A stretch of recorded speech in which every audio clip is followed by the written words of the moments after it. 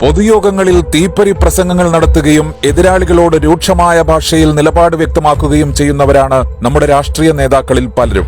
ഗൗരവം ഒട്ടും വിടാതെ ലോകത്തെയും രാജ്യത്തെയും രാഷ്ട്രീയം പറയുന്ന നേതാക്കളും തമാശകൾ കലർത്തി പറയാനുള്ളത് കൃത്യമായി തന്നെ പ്രസംഗിക്കുകയും ചെയ്യുന്ന നേതാക്കളും ഇപ്പോഴും കേരളത്തിലുണ്ട്.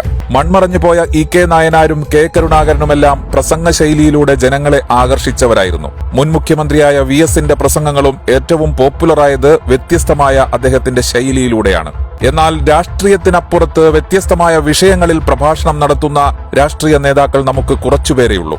അതിലൊരാളാണ് മുൻ കൃഷിവകുപ്പ് മന്ത്രിയായ മുല്ലക്കര രത്നാകരൻ.